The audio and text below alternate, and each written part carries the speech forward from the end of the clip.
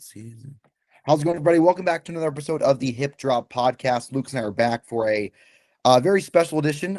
We have a Super Bowl preview. It is officially Super Bowl week between the New England Patriots and the Seattle Seahawks, a rematch of one of the greatest Super Bowls ever, 11 years ago. And we have a very special guest with us. Matt Verderame is on the show for the third time.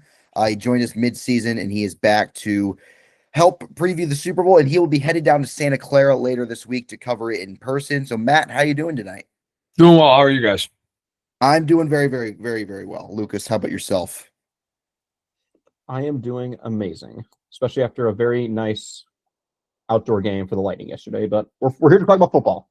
Here to talk about football. Yeah, for sure. That was a very nice game. But back to the football. So it's I think a large talking point throughout this season is that it's been kind of a weird, unexpected NFL season. Like a lot of the typical contenders had down years. Obviously, Matt, you know well how the Chiefs did this year. The Ravens missed the playoffs. The Lions missed the playoffs. The Eagles won their division, made the playoffs, but they struggled throughout the year, didn't win a playoff game. So in this Super Bowl is something that not a lot of people, if anybody, saw coming. It's two teams that did not make the playoffs last year. Two teams that not a lot of people had a ton of expectations for. I think people thought the Patriots would be better than they had been in previous years, with Mike Vrabel being in there, with Drake May going into his second year. And Seattle was a team that not a lot of people knew what to make of, but here they are. Both of them were 14-win teams in the regular season. So do you feel that this matchup kind of is a representation of a kind of a weird, unexpected season, kind of have a unexpected ending and culmination to it? Yeah, a lot. I very much so. I feel like, look, nobody picked either one of these teams to go to the Super Bowl. Forget it, the start of the season. Nobody picked these teams at the midway point to go to the Super Bowl. Yeah. I don't think there was a whole lot of people around the country thinking, oh, this is what the Super Bowl is going to be, even on Thanksgiving. And Seattle was kind of there, but there's Darnold, and are they really going to win the division over the Rams? And, listen, the season has weird pivot points. If the Rams hold on to that 30-14 lead up in Seattle, we're probably looking at a different football game right now. But they didn't. Yeah. And, in the AFC, this isn't to take it away from New England, but, hell, somebody had to get there. Right? You got Denver, who, all year long kind of had the rabbit's foot, and Knicks gets hurt. Buffalo was a team that won a lot of games, but I think everybody felt like was not the strongest version of itself as well as in past years. As you mentioned, Chiefs aren't there, Ravens aren't there, Bengals aren't there. The Texans were great defensively, but super limited offensively. So it is a weird year. I don't think either one of these teams in a normal year you'd look at them and go, that team is super strong and they're going to be there, maybe shadow more than New England. But, I saw a take today, or not a take really, but like a conversation of is Seattle one of the best teams ever? And I was like, Seattle's not, Seattle's good. But Seattle's not one of the best teams in the last 10 years. They're good, but are they the Eagles of the last few years? Are they the Rams? They went to the Super Bowl? Are they those Niners? No, talent-wise, no, they're not. How the only great players in this game, great players, Smith-Njigba, Witherspoon. I would throw Cross in there at left tackle for Seattle. He's an excellent player. He's borderline great player. Yeah, Christian Gonzalez. That might cover it. That's probably in the last handful of Super Bowl. There have been that many great players on one side of the ball for some of these teams. So I do think it's a down year for the NFL, but it should be an interesting Super Bowl. Yeah, it should be. And Drake May could get there eventually. I don't know if he's there yet, so maybe down the line. So we'll talk about his contemporary in this game. Sam Darnold, a big talking point is the career just resurgence of Sam Darnold. Obviously, high pick with the Jets, was just 20 years old when he was drafted. He was there for 3 years. Showed some promise early, but they hired Adam Gase, and it did not go well. Goes to Carolina. Doesn't really have great infrastructure there. It doesn't work. And then he goes to San Francisco as a backup for the 49ers when they reached the Super Bowl 2 years ago. And everybody knows what happened in Minnesota last year. He has a great regular season on a team that won 14 games. Unfortunately for him, it did not end well. And he goes to Seattle. And Lucas and I, throughout the offseason, didn't like the move. We thought last year was maybe a little bit of a fluke. He was maybe a product of Kevin O'Connell's system and the talent around him. Turns out not to be the case. He leads another 14-win team. He was great in the NFC Championship game. In the regular season, he was inconsistent at times, but he's played his best when it's mattered. So as long as you've been watching the NFL, whenever you became a fan, I became consciously watching around 2008, 2009. This is the most wild career turnaround I've ever seen. If you asked me 3 years ago, if you told me 3 years ago that Sam Darnold would start a Super Bowl, I would have told you you're nuts. I mean, I thought the only way he'd get to a Super Bowl is as a backup or as a fan. So, as your time covering or being a fan of the league, where does this rank in terms of the most insane career? Just the perseverance that he's shown and the way he's turned his career around and rallied and created a nice career for himself. At the top. I mean, look, Rich Gannon probably had a higher. I mean, he was an MVP, so he became a better player than Darnold. But Gannon wasn't a top 3 overall pick. Like, there weren't the expectations on Gannon. Gannon was never considered a bust. He was just a guy. Bounced around the league. Then went to the Raiders late in his career and had the success that he had. But in terms of a guy going from the lowest of the low to the highest of the highs, Darnold takes the cake. We've never look. The only other player that really in NFL history that you'd ever say kind of compares this is Jim Plunkett, who played in the 70s and 80s. And Plunkett was a top draft pick to the New England Patriots, and was supposed to be the next, Bart Starr, the next great quarterback, Johnny Unitas. And he really, it wasn't even so much his fault, but they sucked around him. He flamed out. He went to the Niners. He was ironically kind of like Darnold. He went to the Niners. He was a starter somewhat, but also kind of a backup. He just kind of bounced back and forth in the lineup. They went to the Raiders. He was a backup, and he ended up starting because their starting quarterback, Dan Pastorini, broke his leg, and Plunkett won 2 of the next 4 Super Bowls. And ended up having a career that was worth noting. That's really the only comp to this. Like, there's no other guy in NFL history who you could sit there and say, oh, that guy went from being a top pick, total bust, bounced around the league, and then found his way to the Super Bowl. I mean, really, Darnold and Plunkett are it. Yeah, and I think it shows Darnold's work ethic and his ability to overcome failure. He did an interview with Jason Garrett on NBC when they played the Commanders on Sunday Night Football this year, and Jason Garrett was reading his scouting report and said, "Not affected by failure," and that really epitomizes Darnold's career. Matt actually has a funny story before we get to our next topic about Sam Darnold. When he was with the Vikings last year, of course, he has that breakout year. And of course, he gets drafted by the Jets, not exactly the best organization in the world, as we all know. So Matt, tell everyone your story about how you went to Minnesota and how people within the Vikings weren't surprised by his breakout. Well, yeah. So last year I went there before their Week 18 game against the Lions. I was doing a feature on their defense and how they put that unit together. And while I was there, I was just talking to some high-ranking people with the team, just kind of chatting and having conversation.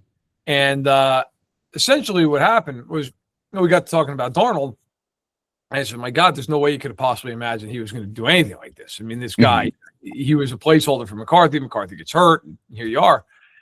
And the thought process was basically, well, we knew he got the coaching job in San Francisco from Shanahan. We knew that would be a really good thing for him.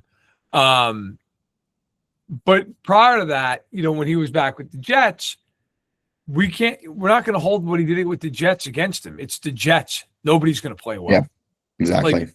It's a failure of the franchise, not the player.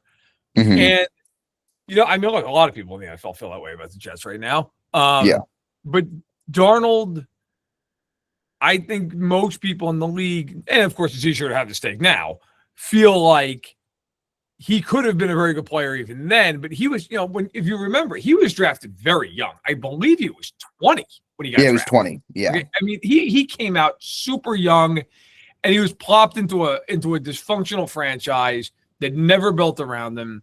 He goes to Carolina. That franchise was at the time the epitome of dysfunction as well. The best thing that happened to him was his year in San Francisco. It reset him. He got real coaching. And he goes to Minnesota, and there's no pressure. Like, they weren't supposed to be good. He's just a guy who cares, has this great year. To his credit this season, he's played really well. His interception's a little high, but that's mostly because he had 4 in one game against the Rams. He has done everything that you could have asked him to do. And to his undying credit, in these playoffs, he's been awesome. When everybody kind of felt like, oh, this is going to be where he falls apart, he's elevated his game, and he's a big reason for sure. why they're in Super Bowl. Yeah, like I said, he was, I think, the biggest reason they won that championship game. We'll talk about the unit that he's going up against. New England's defense, which has been out of this world this postseason. It was a good unit all year, but in 3 playoff games, they have allowed 26 points. And if you do the math, that's 8.6 points per game. So I think if New England has a chance, their defense will have to play close to that level. Now, some context does matter. When you look at the teams they played Houston's offense, and Stroud was atrocious in that game. That was the most points they allowed. They allowed 16. They played a backup quarterback in a blizzard in the AFC Championship game. Right. And then in the wild card round, they played the Chargers. And look, Herbert's a good quarterback. Herbert, in my opinion, is a better quarterback than Darnold is. But the rest of the Chargers offense is not Seattle's offense. Like, their offensive line stinks. Greg Roman got fired for a reason. The receivers are kind of whatever outside of Vlad McConkey. So it's kind of a different animal. The Seattle offense will create a lot more challenges for New England's defense. So how do you think that, I'm not asking them to play the way they did up into the Super Bowl, but like, how do you think New England can hold down this offense with Kenneth Walker and Darnold and Smith and Jigba and Kupp and all these guys? Well, I think, look, if you're New England, the biggest thing is Smith and Jigba. If you don't stop him, you don't win the game. You're going to have to. No, you're not going to completely shut the guy out. He's a great player, led the league in yardage, but you're going to have to do something. Here's the thing: if you're New England, you have to be able to win one-on-one against Shaheed and Kupp in this game. You have to, and they might be able to. I mean, Kupp didn't even have 600 yards in 16 regular season games. Shaheed had 1 catch in the playoffs to this point in the year. He had 1 reception in 2 playoff games, and during the regular season. Actually, I have right in front of me. I'm literally writing the Super Bowl preview as we speak. Shaheed in the regular season only had 15 catches in 9 games with Seattle. So if you're New England, you've got Marcus Jones, Carlton Davis, Christian Gonzalez. You have to be able to just man up on those other 2 guys, take them out of the game.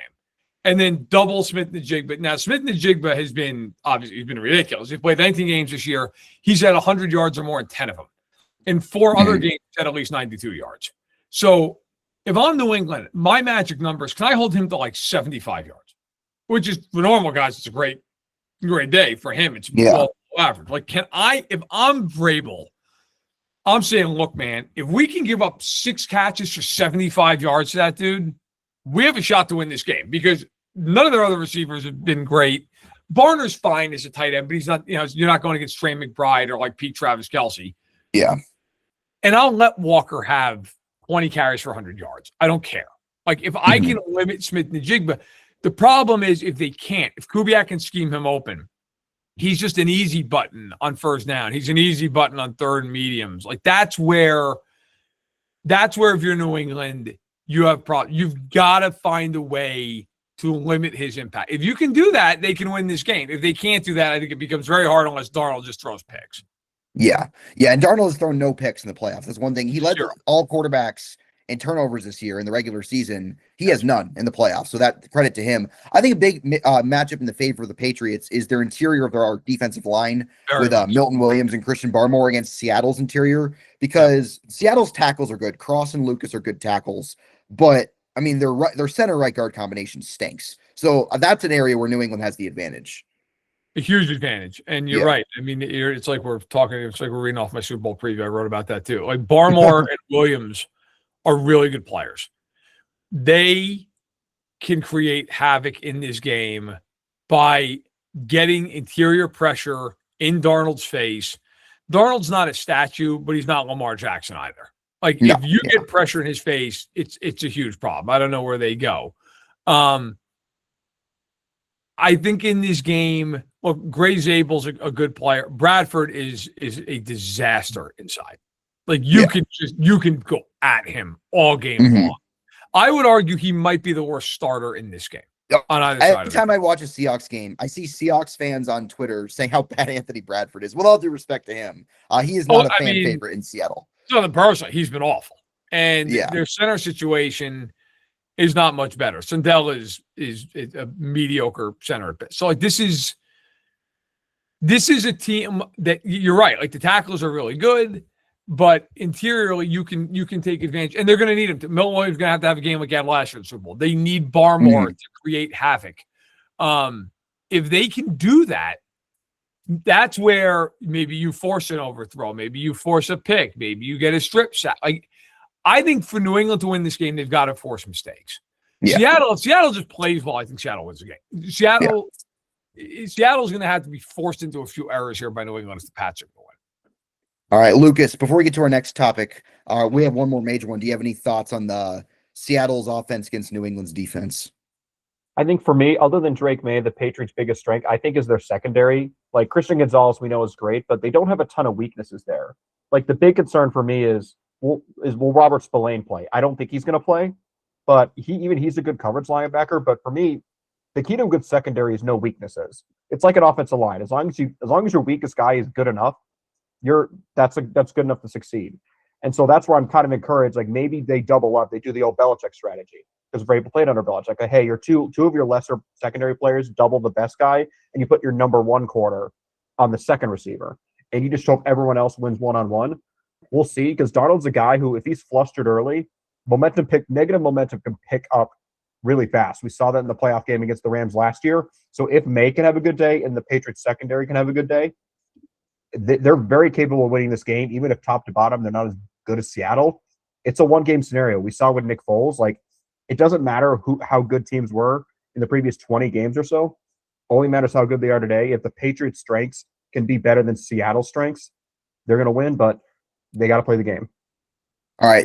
Good thing you mentioned Drake May, because that's our last point. Drake May, obviously, Matt, in the regular season this year was exceptional. He threw 31 touchdowns, threw 8 interceptions, was also a great rusher as well. Led the league in completion percentage, led the league in EPA per dropback. But the playoffs have been a different story. Like the Patriots are not in the Super Bowl because of Drake May. They're in the Super Bowl because of their defense, and they did draw some luck in the AFC title game with the quarterback situation and the weather. So May, the thing that I've seen from Patriots fans is they played 2 bad weather games, which is true, against Houston and Denver. And they played 3 really good defenses. The Chargers are a good defense. The Texans are a dominant defense, and Denver's good defensively. Well, you're getting another good defense in the Super Bowl, and maybe the most well-coached defense in the league in Seattle with the great secondary, a really good front. So it's not like you're getting a cream puff defensive unit in this game. So what do you make of Drake May's struggles in this postseason? And do you think even against the Seattle defense in this scheme, he can regain his regular season form? Because I think that's, if New England wins the game, it'll be because May plays well. He's going to need to pick up his performance a little bit. A lot of it, actually. I said on a radio spot Monday afternoon, look, if the Seahawks win, you could have 3 or 4 different guys who are the Super Bowl MVP. Yeah. If the Pats win, Drake May's MVP. Mm-hmm. He's going to have to play well. He's been pretty much terrible outside of the second half against the Chargers in the playoffs. Yeah. Let's just be honest, terrible. Yeah, and I've seen a million Pats fans like defend. Well, the snow in the snow in Denver showed up for like the latter half of the third quarter of the fourth quarter. Okay, he stunk out loud the first 2.5 quarters of that game. And the reality is, look, he's been sacked 15 times in 3 games. Mm-hmm. This is also part of the problem. It's like last year in the Super Bowl, Mahomes played like crap in the game. Mahomes also was hit 800 times. These things go hand in hand. Yeah. The problem is, even if you're not being sacked, 6, 7, 8 times a game, if you're getting hit early and you're getting hit quickly, your clock speeds up. It just does. You're human. Mm-hmm. Instead of maybe having like in your head, maybe as a quarterback, okay, I got 3 seconds. You're getting hit early in the game with some quick pressure. That ball is going to come out 2.5 seconds, 2.25. Like it's natural to feel that way. I think part of May's problem has been really since jump in these playoffs, he has just gotten hit and hit and hit. And look, he was sacked more than any other quarterback in the league this year, other than Herbert, Geno Smith, and Cam Ward. Yeah. So that is the one thing in this game. If Seattle doesn't have like one great pass rusher, they don't have Myles Garrett, but they've got a lot of good ones. Nwosu's a good one. Murphy's a really good one. Leonard Williams, an excellent player. Mape, Hall. Jaron. They just got guys. They got guys. You can throw a million guys at you. They don't blitz a lot, but they get pressure. May is going to have to, in my opinion, do a few things. One, he is going to have to pre-snap beyond his game. They are going to have to be, and that's a lot of McDaniels preparing him for this game as well, right? Like they are going to have to know what they're looking at because McDonald throws a million different looks at you. Secondly, you could argue, and I would argue, nobody was better throwing the ball 20-plus yards down the field this year than Drake May was, especially early. Yeah. It felt like he hit everyone he threw. They need a couple of those in this game. They need a couple of plays, whether it's the Diggs or the Henry down the seam, whoever you want to toss in there, Booty, whoever it is. You're going to have to, they don't have to be 70-yard touchdowns, but you've got to hit some chunk plays in this game where you're going from your own 35 to Seattle's 35 on one throw. Mm-hmm. Like, I don't think May's going to be able, and I love the guy's talent, but I don't think he's going to be able against his defense with that offensive line to have 4 drives of 10 plays. I just don't know that that's going to happen. Yeah. I mean, New England's offensive line, I mean, obviously Drake May's played poorly by his standards in the plays, really by any standards. The offensive line has not helped at all. And I think if Campbell's been a turnstile. Yeah, I think Campbell's been a turnstile. Yeah. I mean, if I was Seattle, I would go at him the entire first quarter and see what happens. Who lines up on that side? Is it Lawrence? Is it DeMarcus Lawrence? I believe as they move guys around, they rotate on. I got to tell you, like if they do blitz, I'd blitz at him. I would challenge him early in the game because he has been awful in these playoffs, and I think that's something you're trying to exploit if you're McDonald.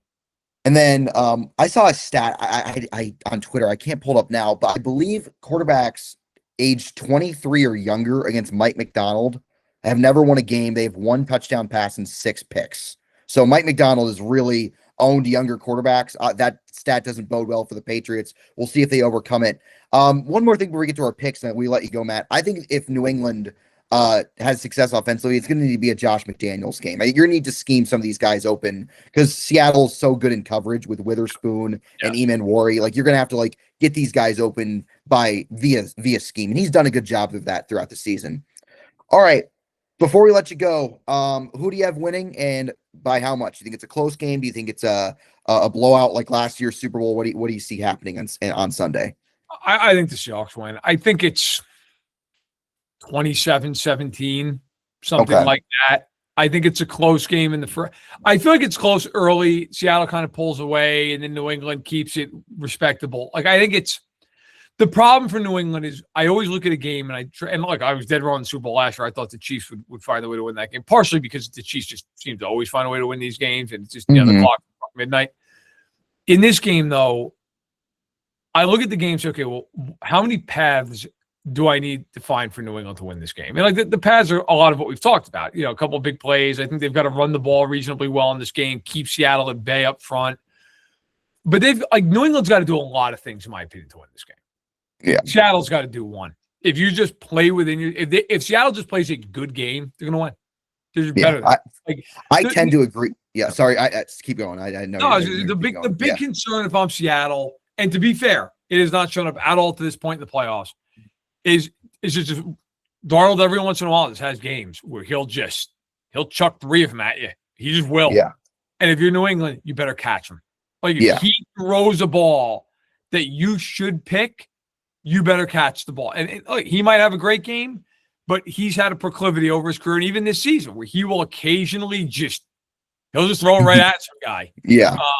So we'll see. But look, it's I think Seattle's a better team. I think they'll win. Yeah, I think it's going to be a close game. I do think Seattle wins. I have 24-20. I think it's going to come down to New England trying to lead a final drive, and Seattle's defense shuts them down, and they win their second Super Bowl in franchise history. They get redemption for what happened in 2014. All right, Lucas, what do you got?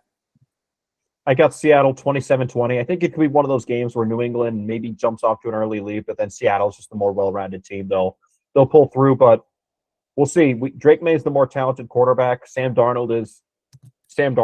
I didn't touch on it earlier, but I think if Seattle wins this game, it's going to change how we view a lot of bust quarterbacks.